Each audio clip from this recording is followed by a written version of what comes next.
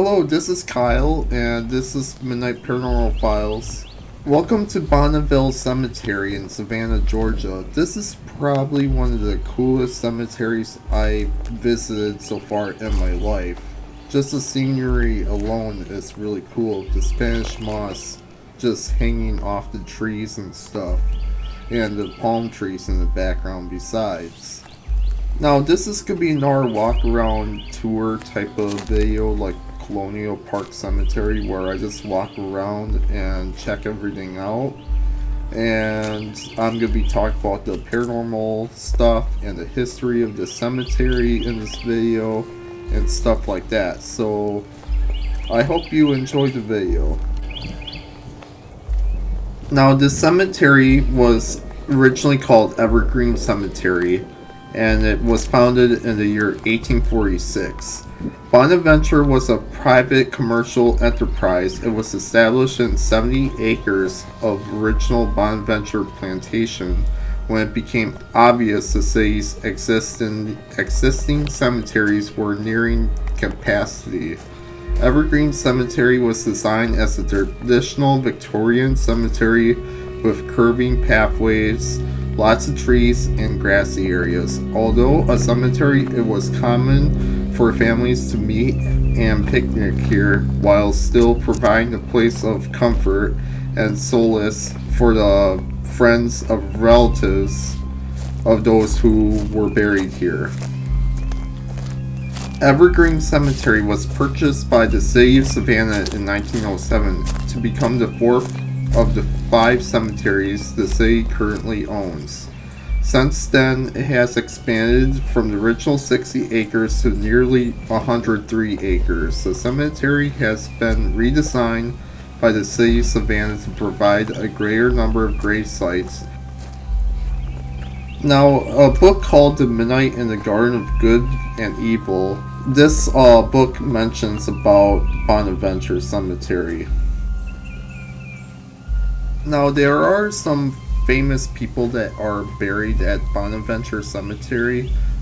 Georgia's first governor, Edward Telfair. Then there's also silent film actress Edith Chapman, or actor, or something like that. And Bishop Middleton Barnwell also. Those are some of the people, but the big people that are buried there we will get to here shortly.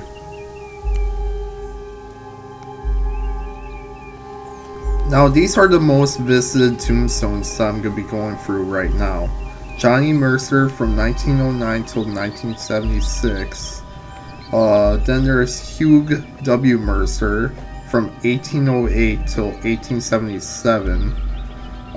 Then there's Conrad Aiken from 1899 till 1973.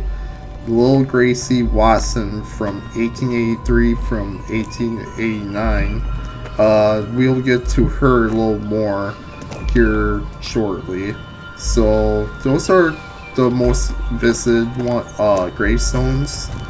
Plus, there's a memorial for Civil War. Actually, one of the guys that was at Fort Sumter. There's a memorial thing for him here too. So I'll show a picture right now of that. Now, Robert Anderson, he was there in the first battle of the American Civil War at Fort Sumter. In April 1861, when the Confederates bombarded the fort and forced its surrender to start the war, Anderson was celebrated as a hero in the North and promoted to Brigadier General or something like that. I don't know how to read that word. Anyway, he was given command of the Union forces in Kentucky. He was removed later in 1861 and reassigned to Rhode Island before retiring from military service in 1863. Now, he was a former slave owner himself, but since he probably fought for a union, I'm assuming he gave up that to you know. But anyways, that's about Robert Anderson.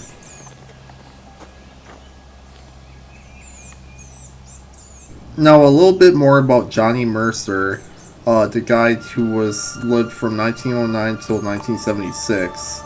Uh, he was actually born in Savannah, Georgia, and hailed for a long line of important Savannians. His mother, Lillian Elizabeth, was descended from a merchant seaman who navigated a Union blockade during the Civil War. If that heroic feat was not enough, Johnny Mercer also claimed Confederate General Hugh Weedon Mercer as his great-grandfather and American Revolutionary War General Hugh Mercer as well. Oh, and Johnny also has to be somewhat distantly related to General S. Patton besides. So there's quite a bit with him. And so that's one more famous gravestones in this graveyard. And then we talked about Hugh W. Mercer. He was the one that was a Confederate general.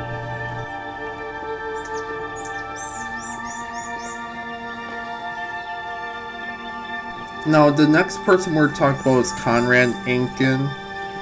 This is a picture of his parents, who his father brutally murdered his mother, and his father took the gun upon himself and then shot himself and committed suicide.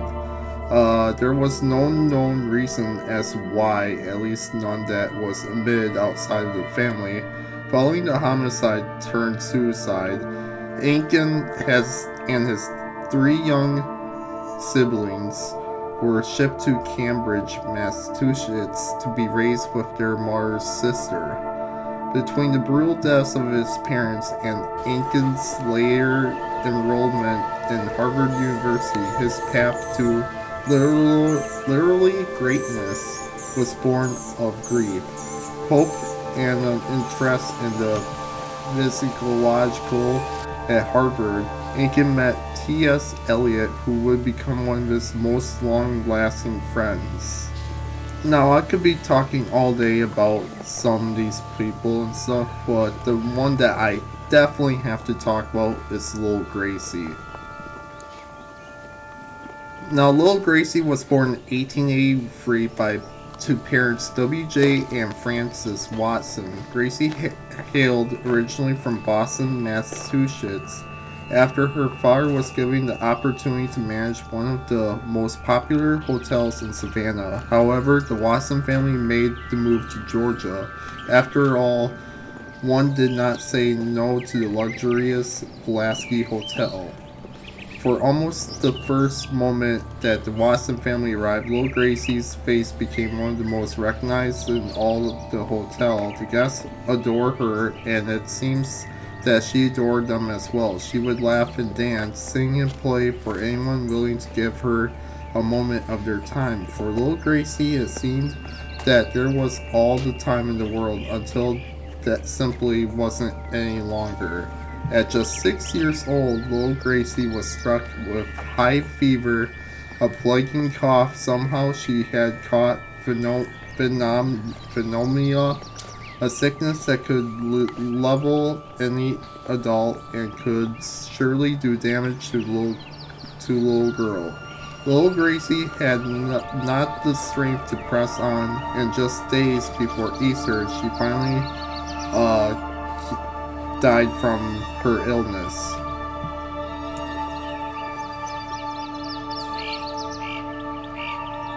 Now, this is where the hauntings begin.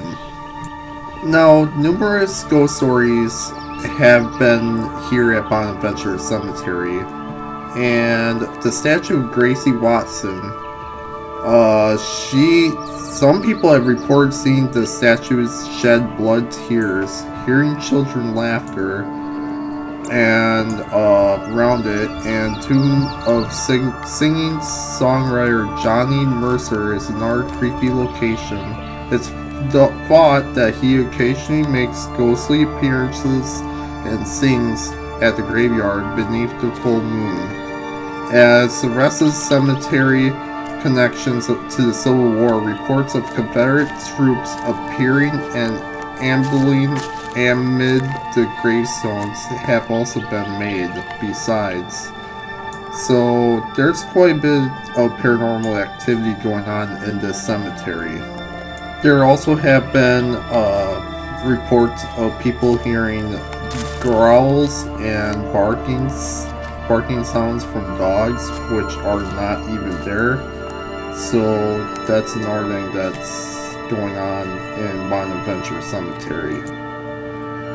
Now there's some other stuff I could talk about in this video, but it'd be like a few hour video and stuff. So the rest of this is going to be basically footage of the cemetery itself. I hope you enjoyed the video, and I'll talk to everybody in the next video.